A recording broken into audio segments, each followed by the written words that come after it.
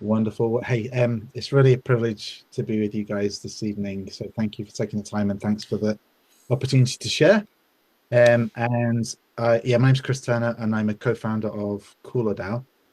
I'm just going to start with just going to give you this overview video, which you can find on YouTube. Just give a quick overview and then that gets kind of sets the scene.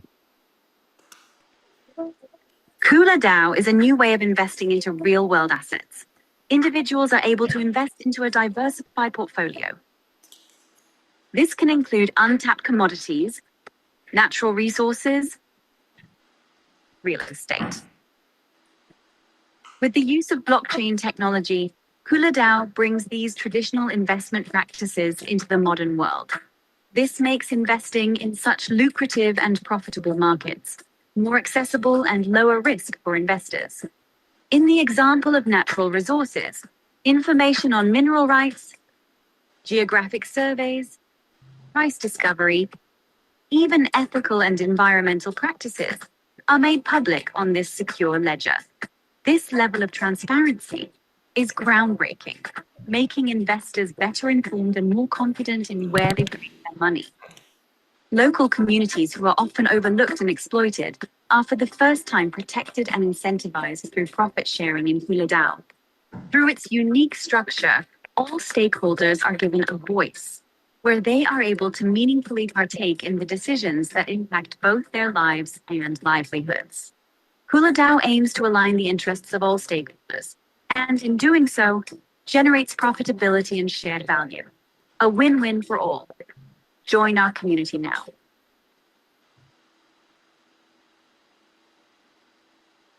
Great. So that's kind of the dream of KulaDAO really, and it started as a project. My background's in international development, so I worked for about 20 years for UN bodies and different agencies, and kind of culminated in about 2011. I was part of a really large assessment in East Asia, and of the $2.5 billion programmed of the assessment that we were doing a review on, we actually discovered only $300,000 had got to grassroots projects.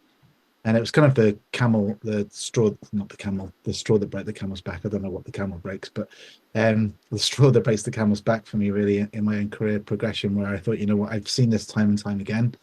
I don't really want to spend my time working on projects where money gets squandered and there's no real tangible impact on the ground for the local people that those projects are intended to help or serve or support. So I moved into infrastructure development with in Southeast Asia with ASEAN, and after a couple of years doing that, I found the same types of issues. You know, it's like it's all good and well doing a project with smallholding farmers on high value crops, but if you put a big railway station right in the middle of their paddy field, it's going to change the value of their rice because they're going to get displaced. And so I just kind of was left this question really, like how do we solve for this problem where local communities that are often affected by large scale development or infrastructural development projects, how do we give them a voice and actually track the impact that they receive, or even give them a voice? And I've not really been, I'm only probably 4 years into this whole journey of blockchain. But in 2017, I've always been interested. I was at a conference in Bangkok, and a gentleman from Maersk Shipping came on and talked about blockchain provenance. And that year, Maersk had put all of their inventory on chain. And so, you know, what's going on in Shanghai tallies with what's coming off in San Francisco on the ships. And he said, you know, this year we've saved $4 billion worth of lost inventory because we can verify and check. And for me, that was like the lights went on moment where it's like, okay, we can actually build some sort of smart contract that affects people on the ground in some tangible way, but we can track it using provenance and blockchain technology. So this is Mahalia. I got to sit with her about 12, just a little over 12 months ago in Zambia. And you know, each of you guys this morning woke up, and you know, we've all got a dream, right? We've all got something that we are going after. In the, you know, we start a day thinking this is what I'm aspiring for. Probably a lot of us now think about 2025 and you know what are our hopes for 2025. And you know, if I ask you what your dreams are, I'm sure you've got some great dreams. When I asked Mahalia, "What's your dream?" she stunned me because her dream was like, "I just want a road. I just dream for a good road." And I understood that somewhat because it took 7 hours to drive up the 40-kilometer road that she lives at the end of. Um, but but but when I asked, tell me more about that, it's like, well, if I had a road, then we can have some sort of bus, and if I have a bus, it means my kids don't have to walk to school, and then my kids don't have to walk to school. I get 5 hours more with them in a day because they would get up at 3:30 in the morning to walk 3 hours to school, and then come back at the end of the day. And that's really for me. And when I think of this project, Mahali is one of those things that keeps me going in all that we're trying to build, because we're trying to solve and work for addressing issues like that using blockchain tech. So I've described the problem, kind of how we got to Kula, and really what we're using then, using smart contracts, and within the context of a DAO, we're creating shared value by essentially giving equity in projects that we invest into to the local communities. And it's not fractionalization of an asset like real world asset. Is this the big the biggest trend in the blockchain crypto space in the moment. Everywhere you look, it's RWA, RWA, RWA, and we're not doing that. Although there is a degree to which we are fractionalizing the asset to a certain point. But what we're doing is we're giving the governance and the underlying contract that allows for community members alongside developers, alongside Cooler, to be able to own the asset and a part of the asset, but also the underlying governance over the asset. So it's really creating a kind of a shared governance and a stewardship stake for everybody.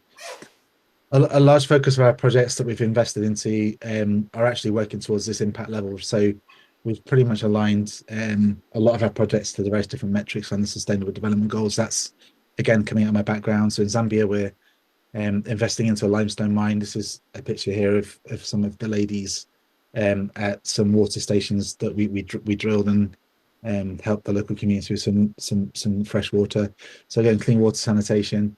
They utilize the smart contract process to vote for pay parity at the mine, so the men and women actually get paid the same, which was one of the first instances of that in the entire southern area of the African continent. Of course, there's economic growth. So with increased income from the investment into the mine where we're generating return from, local community also now has more disposable income, which is translating to small microeconomic projects that people are starting themselves, which is really great to see. In Nepal, this is a community gathering to hear about an investment we're making into hydropower. We're actually impacting and making some of those reinvestments into education. Of course, we're creating clean energy and there's economic growth that comes from that. But also, we're able to start. We're actually in the process of building data centers in Nepal, which allows for new economic industry in that area. And of course, because it's at high altitude, there's basically free electricity from the hydropower, but also we don't have to run aircon in the data centers because of the altitude, keeping it quite cool, which is a really neat little kind of side outcome. I'm actually heading to Malaysia tomorrow to our project there. We are investing into a timber project, which has got regenerative nanotechnology on the agricultural side on the back end. Again, that's impacting life on land, economic growth, and also in an area that is really, really quite poor and quite destitute with local communities. So again, this is kind of the whole idea of the project in terms of impacting at that local level, but again, with everything on chain, there's a provenance to show how that works. Okay, so this whole thing of ownership and governance, we believe, creates stewardship, and the whole voting process, where people can actually engage, get on the app in whatever way, shape, or form. I'm just going to break away from this and just show you a little bit more of the UI UX here. So, this is a Web2 interface that can be translated into any of the local languages of where we work and where we are operational in those 3 places. People can access this in their own language. Essentially, they can, if they want to. The local regional projects don't have their Discord channels going yet, but again, how we govern. If people want to find out how the governance works in the process, they can read through that. But overall, this is kind of the process. So if I want to vote, I can make a proposal. So like this is all kind of our UI UX, which links to the on-chain wallets that people have. I want to make a proposal. What Blockchain Scotland gets 100,000 USDT. Everyone's happy about that up there. You'll get 1,000 USDT each if this goes through. Um, so say if again people can upload files or details there, that gets submitted. And then basically that goes into that gets recorded on chain. If I go back to the compliance level, I can as a compliance person, I can either approve or deny this proposal to go through to the voting process. I approve it, and then again, if I'm one of the DAO members, this now becomes an active proposal. I get to say yes or no. I say yes. Once that goes through, it gets passed on chain, and that decision goes through, and everyone's very happy about that. And then what happens for each regional DAO member, where there's value created from the actual project that we've invested into, and they're sitting on their equivalent regional DAO tokens. And this allows them access then based on their wallet. And their regional tokens allow them to access the governance protocol, but at any point they can cash out. So if they want to say use 200 for a small business or whatever, they can simply redeem those tokens, and that USDT gets sent to their wallet. And we've worked with off-ramping in each location, so that money out simply goes straight into either a crypto wallet or completely ramped off into a fiat-based set of fiat-based cash for the local community members. That's how the protocol kind of works. Come back over here. This is basically the architecture that sits behind what I've just shown you. So what you've just got is the basic Web2 interface. And so one of my biggest, I wouldn't say frustrations, but it's been let me just play this again, makes it bigger for you guys. Well, not a frustration, but one of my biggest I would say just pet peeves, maybe that's not the right word, something I feel really strongly about, let me say it that way, is that whilst blockchain is great, it's really kind of an enabler, right? It's the TCP to the internet. You don't really need to know about it. It operates in the background and it provides a great level of accountability, transmissibility, and accountability to actually decisions made because they can all be tracked. But most people aren't going to really bother about or care about that, right? So we've built that interface so that people can just use it. But in the background, all the heavy lifting is going on the smart contracts. So we run two concurrent contracts here to get to the decisions that are made by the DAO. And I also kind of like we've also gone on quite a journey. And I think really we're kind of semi-decentralized, semi-autonomous organizations, probably more of a realistic thing. I'm actually in the process of writing a paper that challenges the concept of DAO, because I think it's more helpful to to use words like blockchain governed than decentralized autonomous organization. In a truly decentralized project, um, DAOs work great, but the moment you start sticking real world projects or real world assets into DAOs, there's all sorts of legal implications that come with that. And I really think that we're almost doing ourselves a disservice or a disfavor by calling ourselves DAOs. And I would love that we could move the language within the industry into a different direction. And we're still very early in the whole process of what we're talking about here to be able to do that. And I'd love to talk about that anymore with anyone that would be interested to talk more about it. And as a result, then we run two concurrent contracts against each other. The guilds or our kind of teams, they run through what's called a protocol implementation proposal process. This is very common in DAOs, but we cross check that against essentially a second layer of authorization, where the executive team sign off that first layer, and then the second layer, which is KIPs, so KulaDAO in improvement protocol proposals, they're signed off by a court, and essentially that level of proposal only really deals with constitutional structural change. So operations happen from guilds in the top layer, and then structural changes happen in the bottom layer through those proposals by our executive. And then we utilize the time lock function contract. So for those of you guys, for those of you that are a little bit more averse to contracts, and the time lock is a way that you can store a decision made and vet it before it gets passed on chain.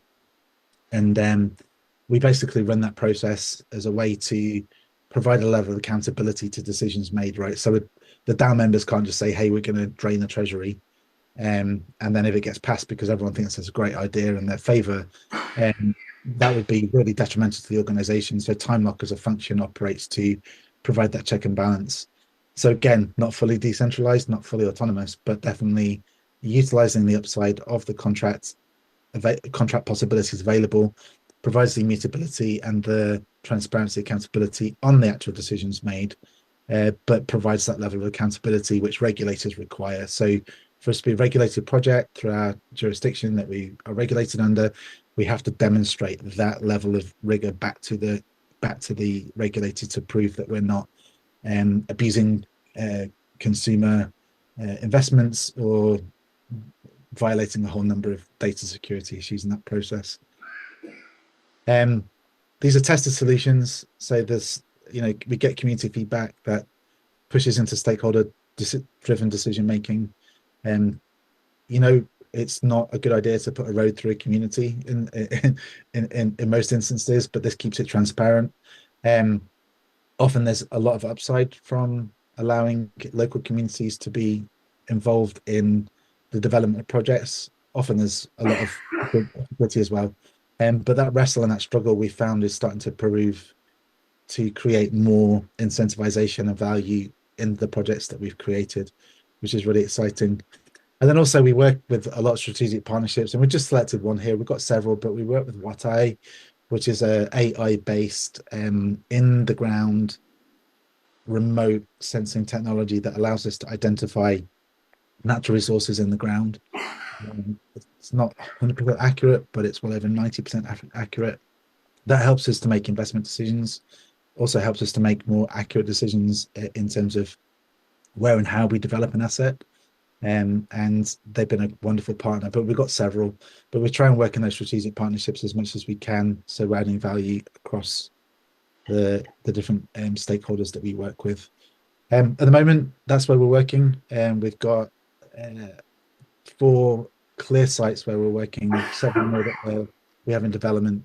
So we've got the Zambian and the Nepal and the Malaysian projects. We have another project coming online in Panama with actual seaweed production and farming, and then a whole number of different things that are in development from Kenya through to real estate in North America. So we work pretty broadly, and we're always looking to find projects to invest in. We really try and find those projects that are in that sweet spot between, they're not small and just starting, but they're usually at a point of needing that capital investment to leverage them into full productivity. And often our risk tolerance is higher. So we'll do a lot more vetting and due diligence work on the front end.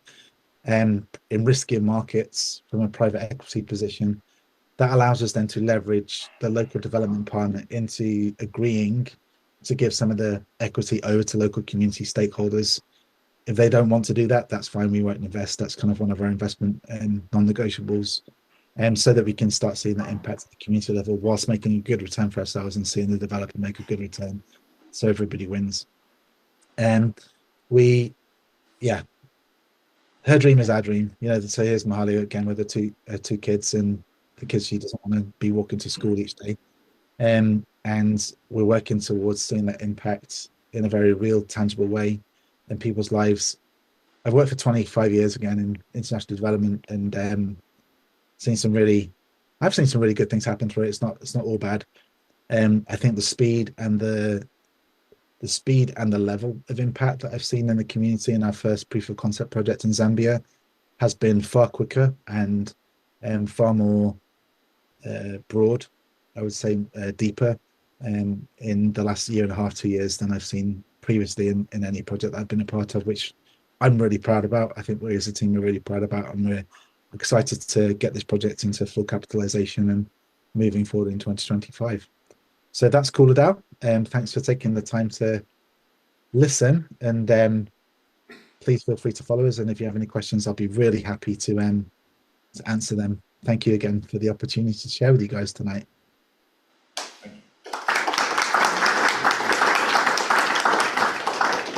All right, since I'm also working in this space, I'm going to ask the first question. Yeah, go for it. So, how do you move from like the need? Basically, it's like human suffering, and basically it's like a solution. So, tell us like more about okay, how do you identify, measure, quantify, see, capture the need, and basically go from that to trigger like a solution. And another related question is then how do you ensure that like the liveliness and the like execution of this process basically so it doesn't stagnate? Like, oh, I'm asking for, well, sorry, I'm waiting for someone to vote, have an opinion, but no one wants to have opinion. They are afraid to express their opinion. So even there's like a goodwill, it will stagnate. So tell us about the connection between capturing the need and the execution, and how do you like keep the, like something happening so it doesn't stagnate. So actually people actually vote and something happens and it becomes like material. Yeah, that's a great question. Thank you. It's really different in each of the contexts that we work, right? So the governance um, process of our protocol is fairly agnostic and can be adapted and changed. So there's quorums and there's quadratics going on in the underlying smart contract side of the equation that can get adapted, and that's important because a local Zambian governance process is really different to a local Nepalese tribal governance process up on the border of Tibet, China. And so what works in Zambia doesn't work in Nepal, doesn't work in Malaysia, doesn't work in North America, right? And there's a difference of expectation and even technical know-how. So in Zambia, we're working through the local what's called the Nduna system. So the identified need is actually worked through in the existing community governance process on the ground, and we map then the smart contracts to map that development, that governance structure. But otherwise, we're creating a system that goes against what's going to work. And so the local Londona chief elders, they all have the wallets, and then the local community delegate their governance rights up to the Nduna. So it's a pretty simple process. It sounds complicated, but it's actually really simple. And once they got their heads around that, they're all like, great, we can use this. This is really, really exciting. So the identification of need comes from the local community in terms of the impact side of the equation. And then the voting process happens anyway, right? So it's already existing cultural practice for decisions to be made this way.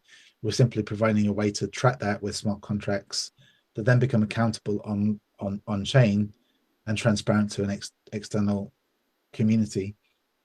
The reason that we do this, it might seem, well, why do you bother doing it if it's already been done, is really for anybody that wants to make an investment with an impact value or an impact agenda, can see this directly and quickly. So we're trying to collapse the distance between the investor, so an investor in Kula, and the project that they're investing into.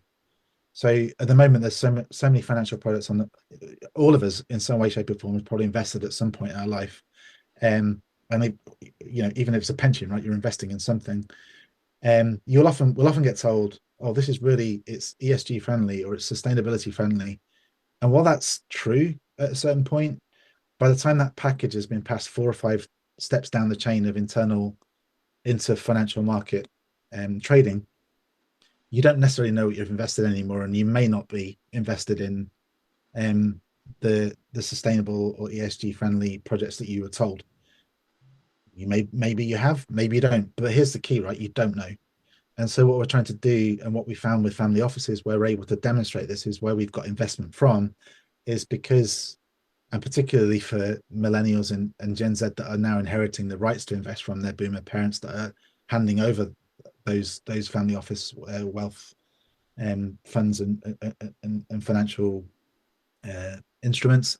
They're actually really interested in the closeness of that investment. So from an investor side right down to the grassroots, that's kind of how we're managing that process. I hope that answers your question. I don't know if it does or not, but Right. Any more questions? Okay, can you come forward and ask me here? We don't have a mic. Hi. What's your distribution plans and how you wish to expand on your distribution plans? the distribution of what? Sorry. To acquire more investors, one, and also for the back end as well, right? How are you gonna? Okay. Thank you for your question. So we've chosen to be regulated as a project. We've got the proof of concepts working, and we've made investments. We're getting returns. We've used the blockchain governance process that you've seen amongst the communities that we're working. Our primary token isn't listed, and that's because we've chosen to go through a regulated journey, which we have really we're at the very last stage of that process now, which is really exciting. We're really excited for early 2025 when that's one of our sister projects, AgriDAO's just launched today, and that's really exciting. That's really encouraging to us. So they've just been a little bit ahead of the curve with it than us. That'll be on exchanges, so various different exchanges like MXC, Gate.io, CoinsPH. So we'll be listed in those places where essentially at the retail level, people can invest in the token, and then that investment goes into these projects. As later gets returns, the profits are created, and theoretically the value of the token will go up with that process. Before we get to launch, we'll do a pre-sale at the institutional level. To this point, we've been taking investment under a Regulation D offering, and one of my co-founders has a crypto brokerage firm in North America, so that's how we've raised our money to this point on a sale of future tokens agreement, and so that window's still open if people want to make an investment there that way. And then the distribution of the projects, I think this is what you mean. We're actually at the point now where we're being approached by different projects that know about us for investment. We vet them, and then we have about 3 that are lined up for investment this next year beyond the 3 that we've started. Does that answer your question, sir? Yep. Thank you so much. All right. Okay, so thank you so much for joining us from London, I assume. Is that correct? Yeah. Okay, yeah. Right, excellent. Well, thank you so much. Yeah, thank you so much for your time, guys. I hope you have a good rest of the evening.